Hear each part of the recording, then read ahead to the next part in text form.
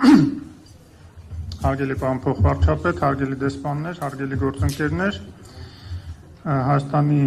Հանրապետության եւ Եվրոպայի միության միջև կնքված ՍԵՊԱ-ի համաձայնագրի անվտանգային բաղադրիչը վերաբերում է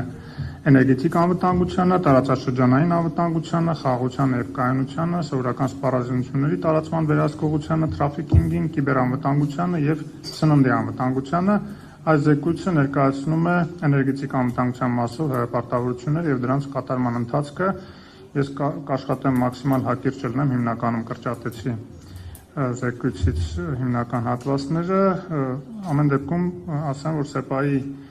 նպատակներին հասնելու համար ՍԵՊԱ-ով նախատեսված են հետեւյալ գործողությունները կոնկրետ. Առաջին էներգետիկ անվտանգության եւ էներգիայի աղբյուրների դիվերսիֆիկացում, ինչպես նաեւ էներգախնայողություն,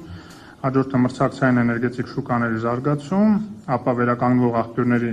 էներգաարդյունավետության եւ էներգախնայողության առաջխաղացում եւ տեխնոլոգիաների փոխանակում էներգետիկ անվտանգության եւ թափոնների կառավարման ոլորտում։ Վերջապես մեծամորի ատոմակայանի անվտանգ ապա ակտիվացում եւ նոր փոխարինող ենթակառուցվածքի ստեղծման նախատեսում։ Վերնշված գործողությունների շրջանակներում 18 թվականից ի վեր կառավարությունը իրականացրել է մի շարք բարեփոխումներ, որոնցից գլխավորը թերևս մրցակցային էներգետիկ շուկաների զարգացումն է։ Ըստ այդ դրույթի ամենաշնորհայնացվել է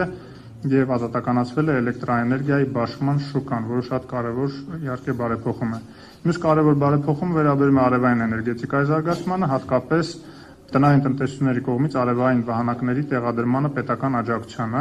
այսպես կիրառվում է տնային տնտեսությունների կողմից արտադրված արևային էներգիայի տարեկան կտրվածքով գոյացած ավելցուկի գնում բաշխիչ ցանցերի կողմից։ Բացի այդ, կառավարությունը սուբսիդավորում է քաղաքացիների արևային վահանակներ տեղադրելու նպատակով բանկերից վերցված վարկերի մասով գանձվող 10-ից 15% տոկոսադրույթներից 10%-ը։ Այս ծրագրից օգտվել են շուրջ 30,000 տնային տնտեսություն, սա բերել է Հայաստանի էներգաարտադրության մեջ արևային էներգիայի մասնաբաժնի աճի, ինչն էլ իր հերթին բերել է ոչ միայն երկրի էներգետիկ անկախության եւ անվտանգության մակարդակի բարձրացմանը, այլև բնակչության լայն շրջանակներում սոցիալական խնդիրների լուծմանը։ Սակայն 2025 թվականի հուլիսի 1-ից այս սուբսիդավորումը դադարելու է, ինչը հարվածելու է ոլորտի աճին։ Կարծում ենք, որ նպատակահարմար է, որ կառավարությունը շարունակի այս ծրագրի գործողությունը։ Ընդհանրապես արևային էներգետիկայի զարգացման հիմնական խոչընդոտ է դիտվում արևային էներգիայի գեներացման անկայունությունը օրվա ընթացքում։ Արևային էներգիայի արտադրությունն աճել է այնքան, որ ցերեկային ժամերին առաջանում է լուրջ ավելցուկ, ինչը գոյություն ունեցող ենթակառուցվածքներն ի վիճակի չեն ոչ կուտակել եւ ոչ էլ արտահանել, իսկ այդ ժամերի սպառման խթանման գործիքակազմ չի կիրառվում։ Դրա պատճառով անհրաժեշտություն է առաջացել հավասարակշռել տատանումների ցանցից անջատելով այլ էներգա գեներացնող էլեկտրակայաններ, այդ թվում ատոմային էլեկտրակայանից, ինչը էապես ավելացնում է 1 կՎտ-ի ինքնարժեքը։ Հարկ է նշել, որ վերոնշյալ խնդիրները բնորոշ են ոչ միայն Հայաստանին, այլև վերականգնվող էներգետիկայի զարգացմամբ աչքի ընկնող գործնականում բոլոր երկրներին եւ ունեն շատ կոնկրետ լուծումներ, մասնավորապես ներդրվում է այսպես կոչված պահանջարկի կառավարման գործիքակազմ, որը գնային եւ այլ լծակների միջոցով խթանում է սպառումը ավելցուկային ժամերին եւ հակառակը։ Ընդ որում սա արվում է առանց սակագների միջին մակարդակի աճի, պահպանելով խոցելի եւ այլ խմբերի նկատմամբ հոգացությունը։ Հաջորդը խթանվում է կൂട്ടակային համակարգերի ներդրումը բնակչության եւ բիզնեսի կողմից։ Ընդհանրապես իհարկե ցանկալի է, որ այս կൂട്ടակային համակարգերի արտադրությունը նաեւ դա հասկանալի է, ակումուլյացիոն համակարգներն են, որոնք կուտակում են այդ էներգիան, արտադրությունը Հայաստանում խթանվի, որտեղ դա արագ զարգացող ճյուղ է ընդհանրապես աշխարհում եւ մեծ շահութաբերություն ունեցող եւ դրա պահանջարկը միայն Հայաստանում չէ, տարածաշրջանում գնալով աճելու է եւ նման արտադրություն ունենալու դեպքում մենք առաջանցիկ նաեւ զարգացում կարող ենք ապահովել այդ ոլորտում Հայաստանում եւ նաեւ բյուջեի տեսակետից դրական արդյունք կունենանք։ Վերջապես խթանվում են էներգետիկ նոր տեխնոլոգիաները, ինչպես օրինակ ջերմային պոմպ, էլեկտրական տրանսպորտ եւ այլն։ Այսպես միայն կൂട്ടակային կայանների տեղակայումը նաև հնարավորություն կտա ամբողջապես ավտոնոմ էներգասնուցման անցնել ամբողջական բնակավայրերի համար, որը հատկապես սահմանամերձ բնակավայրերի դեպքում անվտանգային նշանակություն ունի։ Մյուս կարևոր խնդիրներից է հեծերում կոռուպցիայի եւ հովանավորության առկայությունը, որի մասին ներքին խոսակցություններում ահազանգում են էներգաարտադրողները, այսպես ՀԵՑ-ի ղեկավարությունը չի ապահովում արդար մրցակցությունը եւ լիցենզիաներ է տրամադրում իր ղեկավար կազմի հետ աֆիլացված ընկերություններին, բացի այդ ժամանակին կառավարության հետ իր բանակցությունների ընթացքում ՀԵՑ-ը հասել է նրան, որ իր էլեկտրաէներգիա արտադրության մեջ պետք է 8% մաքուր շահութաբերություն ապահովի, միաժամանակ ուռճացված ծախսերի պայմաններում այդ շահութաբերության երաշխավորումը պետության կողմից ծանր բեռով ընկնում է սպառողների ուսերին։ Պետք է նշեմ, որ զեկույցը պատրաստվել է 1 ամիս առաջ եւ այս վերջի իրադարձությունները ներառված չեն դրանում, որոնք մենք գնահատում ենք դրական, այսինքն կառավարության եւ վարչապետի մտադրությունը ազգայնացնել ՀԵՑ-երը եւ դրանով ավելացնել դրանց արդյունավետությունը, հույս ունենք նաեւ ուշադրություն կդարձվի, որ այս կոռուպցիոն ռիսկերը եւս վերացվեն այդտեղից եւ նաեւ այս ուրեմն աբսուրդ 8% պարտադիր շահութաբերության հարցն էլ արդեն դուրս կգա իհարկե։ Ըստ պաշտոնական տվյալների Հայաստանի Հանրապետությունում էներգոարդյունավետությունը զիջում է ԵՄ-ին շուրջ 2.7 անգամ եւ Արևելյան Եվրոպայի երկրների միջին ցուցանիշին 1.7 անգամ։ Հայաստանը զգալի կախվածության մեջ է ներկրվող հանածո վառելիքից եւ վերջին տասնամյակում այդ կախվածությունն ավելացել է։ Ներմուծող հանածո վառելիքից կախվածության նվազեցումը գերակա խնդիր է Հայաստանի համար, որին հասնելու հիմնական ճանապարհը վերականգնվող էներգետիկայի առաջընթաց զարգացումն է։ Ներքին պահանջարկի բավարարման նպատակով բնական գազի ամբողջական փոխարինումը արևային էներգիայով ներքին պահանջարկի անփոփոխ պայմաններում կպահանջի վերականգնվող, բացի հիդրոէներգետիկայից, վերականգնող էներգիայով աշխատող 700 մեգավատ հզորության կայանների կառուցում, հաշվի առնելով, որ 2021 թվականի առաջին կիսամյակում արդեն իսկ շահագործվում էին շուրջ 150 մեգավատ հզորությամբ կայաններ։ Այդ ուղղությամբ կատարված կարևոր քայլ կարելի է դիտարկել կառավարության 19 թվականի դեկտեմբերի 26-ի որոշմամբ Մասդար Արմենիա ծրագիր ներդրումային ծրագրի հավանություն տալը, որով նախատեսվում էր 200 մեգավատ հզորության 2 AIG1 եւ AIG2 ֆոտովոլտային կայանների կառուցումը Արագածոտնի մարզի Թալինի ենթաշրջանում։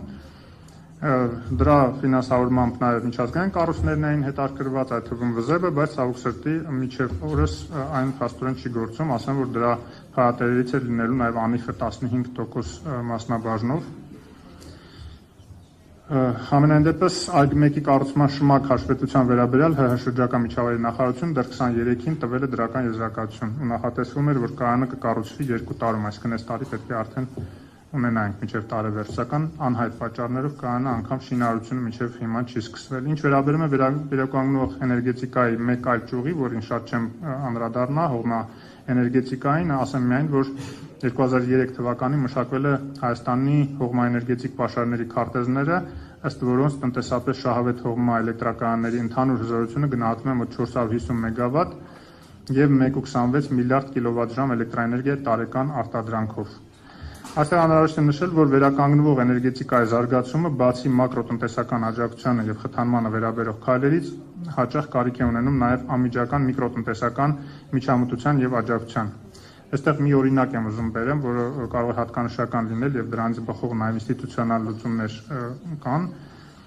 Ուշագրավել Լուսակերտի թռչնաֆաբրիկայի թռչնախտից ստացվող կենսագազի հենքով կառուցված կենսագազի կայանի փակման պատմությունը։ Դրանում օրական մոտ 250 տոննա հեղուկ թռչնախտ էր մշակվում, ինչի արդյունքում 60-70% մեթանի պարունակությամբ կենսագազ էր ստացվում, կենսագազով էլ գործարկվում էր գազի շարժիչը եւ գեներատորը։ Հիմա այստեղ շատ չխորանամ այս մանրամասների վրա, ասեմ ուղղակի, որ փակվել է 2013-ից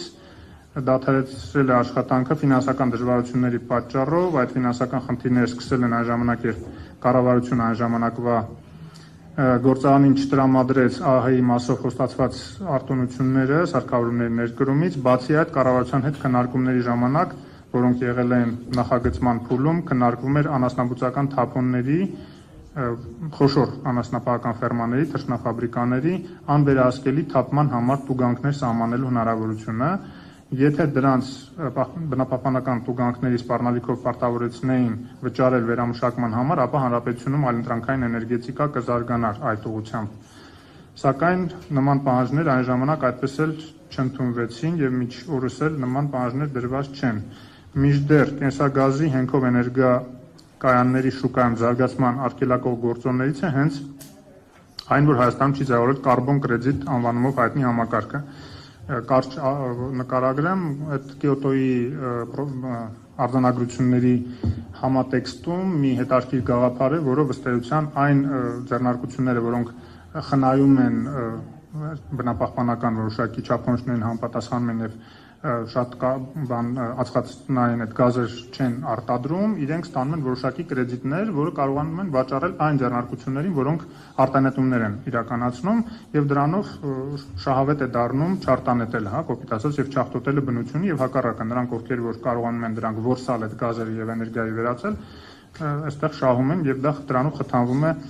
եւ էկոլոգիայի մաքրությունը եւ որոշակի տնտեսական էֆեկտ է ստացվում։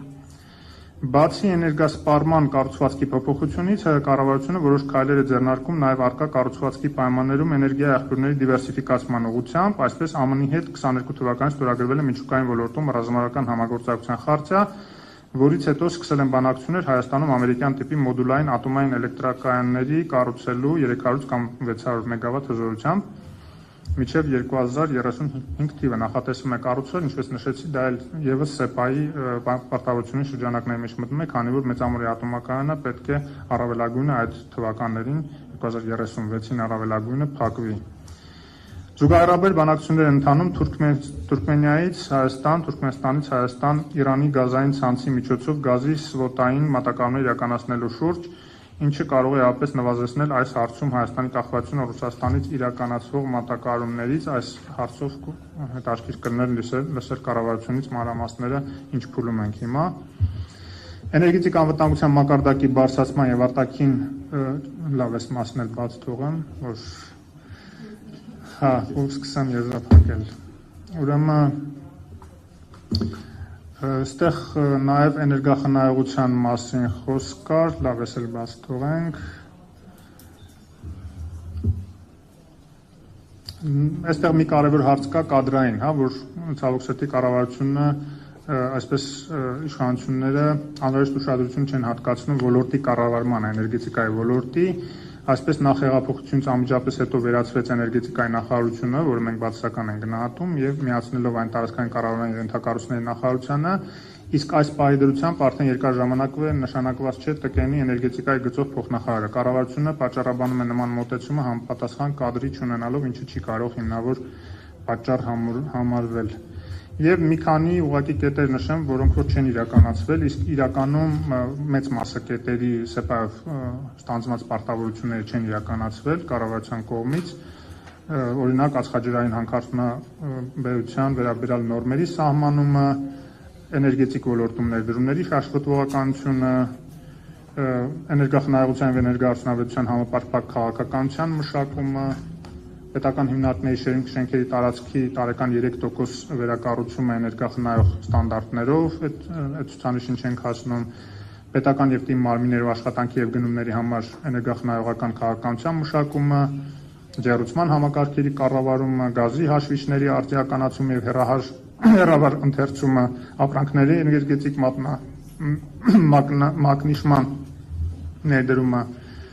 ատոմային էներգետիկայի քաղաքականության ներդրումը, վառելիքային թափոնների կառավարման համակարգի ներդրումը, վառելիքի մինիմալ ազգային պահոստի պահանջի ներդրումը, այս դրանք արդեն 26 թվականն է ժամկետը ունենք դեռ, դրա համար լավ սրանց չեմ անդրադառնա, որ վերջի 3-4 առաջարկը գոնե հասցնեմ կարդալ, Մեր գնահատմամբ ՍԵՊԱ-ի կատարողականի հարցում նման ոչ բարվոք վիճակը կապված է հետևյալ գործոնների հետ։ Առաջինը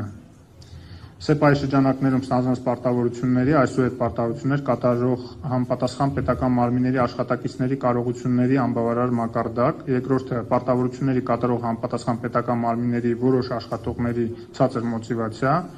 երրորդը պարտավորություններ իրականացնող համապատասխան պետական մարմինների որոշ աշխատակիցների կողմից միտումնավոր սաբոտաժ, ներքաղաքական կամ արտաքին քաղաքական նպատակներով, չորրորդը ինստիտուցիոնալ կառուցվածքային խնդիրներ, օրինակ էներգետիկայի նախարարության լուծարում եւ ՏԿ-ն կազմում երկար ժամանակ էներգետիկայի գծով փոխնախարարի բացակայություն, եվրոպական ինտեգրման եւ մոտարկման հարցերով մարմնի նախարարության կամ փոխվարչապետի ինստիտուտի բացակայություն, 6-րդը էներգետիկայի բնապահպանության ոլորտում օրենսդրական դաշտի անբավարար տեմպերով զարգացում եւ համապատասխանեցում ԵՄ չափորոշիչներին եւ վերջապես պարտավորությունների կատարման ուղղությամբ կատարվող աշխատանքների մոնիտորինգի եւ վերահսկողության անբավարար մակարդակ հանրության քաղաքացիական կողմից համապատասխան ֆինանսական ռեսուրսների սակավության պատճառով։ Շնորհակալություն։ Շնորհակալություն, Հովսեփ։ is